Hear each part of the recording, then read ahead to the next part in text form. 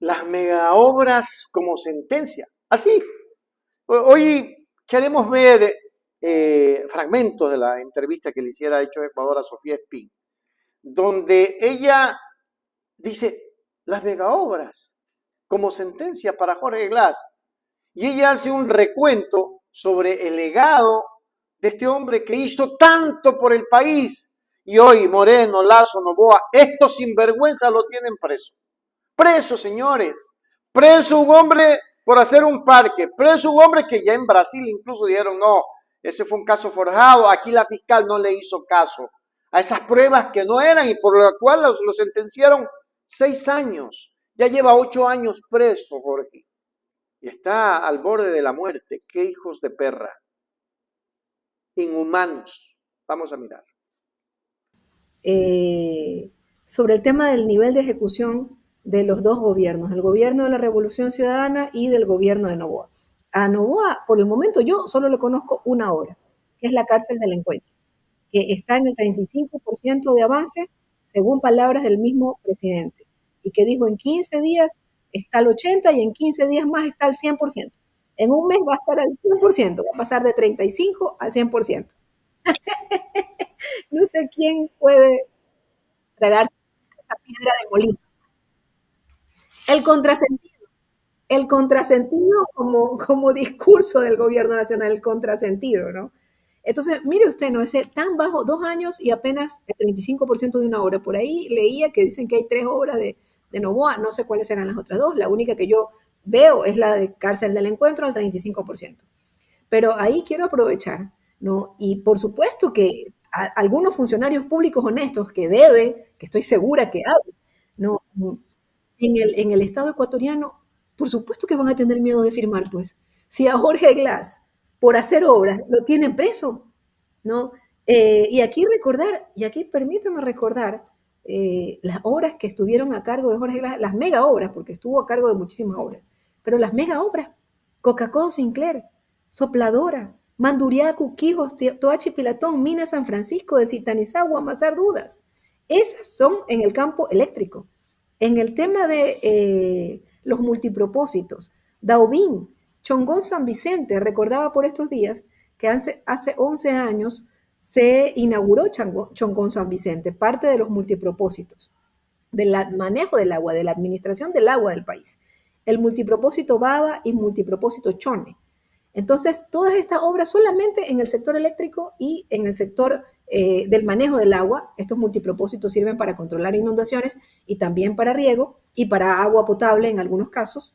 Pero me quedo aquí, me falta el tema petrolero, me falta aquí el tema de las telecomunicaciones.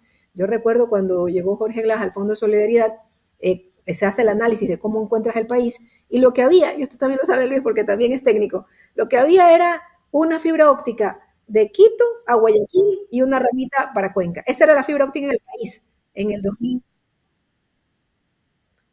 Y lo primero que dijo Jorge Glass, claro, lo primero que dijo Jorge Glass, yo quiero que haya fibra óptica en todo el Ecuador, ¿no? Y como hay algunos lugares en donde nos íbamos a demorar en llegar con esa fibra óptica, las juntas parroquiales dijo telecentros, hasta que lleguemos allá, que va a ser mucho más complejo, los infocentros comunitarios.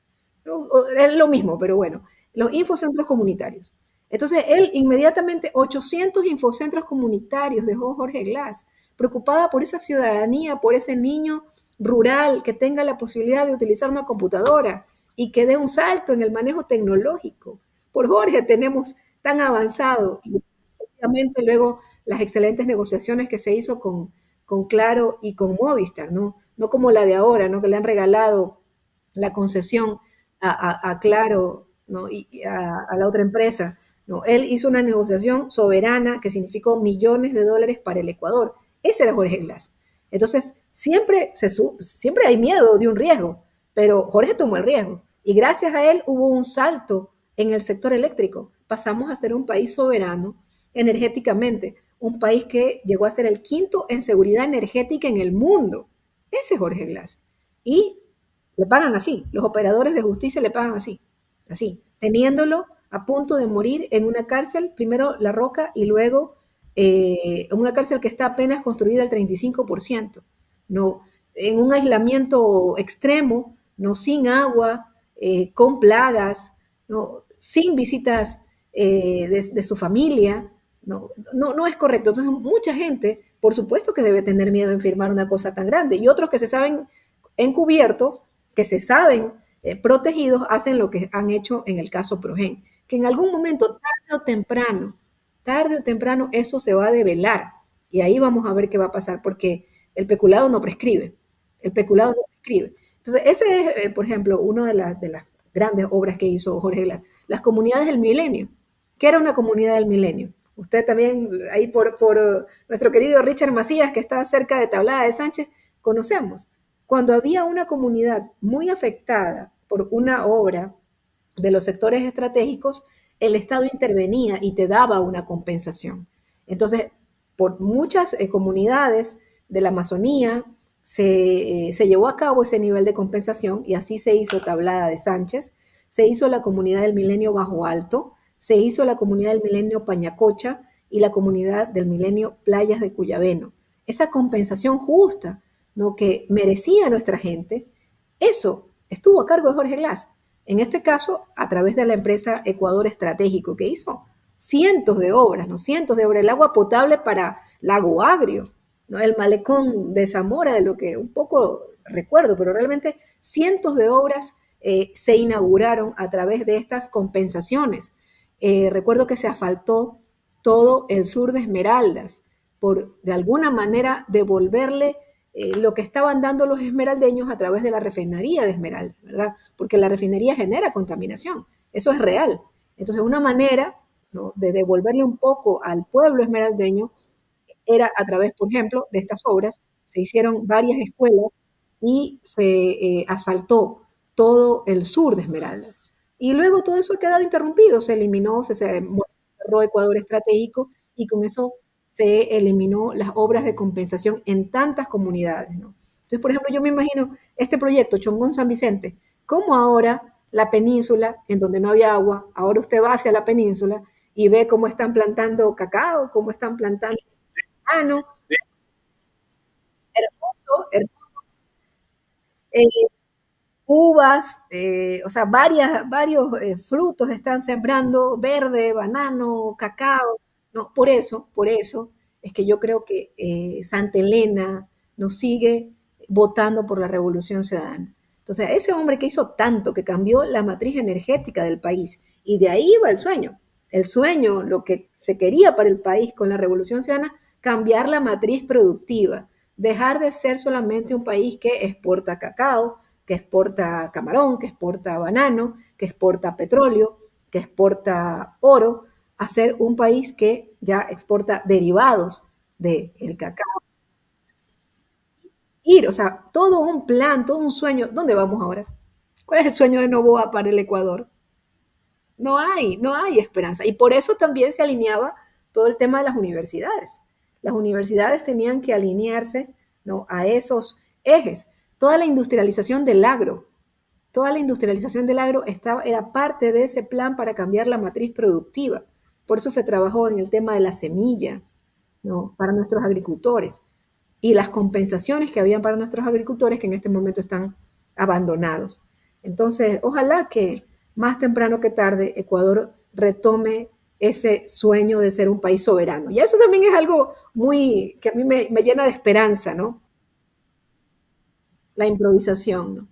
8 años de políticas neoliberales. Yo decía hace un ratito que una de las cosas que también a mí me llena de emoción durante esta campaña de la consulta popular, es que se volvió a hablar de temas patria, soberanía, dignidad, ¿no? Que muchos comunicadores dicen que esos temas ya no se deben usar, ¿no? Que aquí hay que usar el TikTok y el baile y punto, ¿no? Y cómo en esta campaña las organizaciones, la ciudadanía que participó, usaron otra vez pues la palabra somos un país soberano, no queremos una base militar de un país extranjero, ninguna, ni de un lado ni del otro, ninguna, somos un país soberano. Y se volvió a hablar de eso y el pueblo apoyó eso y por eso votaron por el no. Se volvió a hablar de patria, ¿no? Hay una campaña muy bonita en donde estaba el cóndor, el cóndor era el que iba narrando las cosas, y volvemos a hablar del amarillo, azul y rojo de nuestro escudo y de nuestro himno, ¿no? Y entender que eso es dignidad, que los ecuatorianos mandan aquí, no que vamos a pedir autorización a Estados Unidos para que se haga lo que Estados Unidos quiere en el Ecuador. No, Estados Unidos quiere que nosotros seamos una cárcel de migrantes latinos, nuestra bella patria, una patria que ama la vida, que terminemos siendo una cárcel para ciudadanos del mundo, para latinoamericanos que han pedido refugio y asilo en Estados Unidos, los quieren mandar acá. No, eso no queremos para nuestra patria. Entonces sí fue muy emocionante que en esta consulta popular, en este referéndum, se volvieron a hablar de esos temas. La gente sí siente su patria, sí siente su país, sí sabe lo que significa ser soberano, que aquí no manda nadie, ni de un lado ni del otro lado. Ni de un lado ni del otro lado. Aquí mandan los ecuatorianos. Y da pena, pues, que el señor Noboa no, sí se vaya inmediatamente a Estados Unidos a recibir órdenes para venir a hacer las cosas acá. Y da pena que no mande aquí la Constitución, sino el acuerdo con el Fondo Monetario Internacional. Porque él está haciendo al pie de la letra lo que dice el acuerdo con el Fondo Monetario Internacional, ¿no? Y recordar que con Correa les dijo, chao, señores del Fondo Monetario Internacional, les pago lo que los debe, pero ustedes no me van a decir aquí que yo tengo que quitar el subsidio al gas. Porque si yo quito el subsidio al gas, estoy afectando a miles de familias ecuatorianas. Porque si yo quito el subsidio a los combustibles, estoy haciendo que la canasta básica sea más cara, ¿no? Entonces, eso sí es una buena noticia realmente, que se hayan vuelto a hablar de patria, del sentido de patria de los ecuatorianos, de soberanía, de dignidad, ¿no? Y bueno, hay que seguir en la lucha, hay que seguir en la lucha. En conclusión, para Sofía Espín, el encarcelamiento de Jorge Glass es el precio político que paga por haber liderado el cambio radical en la estructura productiva del Ecuador y por haber tocado intereses poderosos mediante la recuperación de la soberanía estatal. Ella concluye que las obras están a la vista y sirven como prueba irrefutable de una gestión que buscó dejar de ser un país primario exportador para convertirse en una nación con soberanía energética y servicios dignos.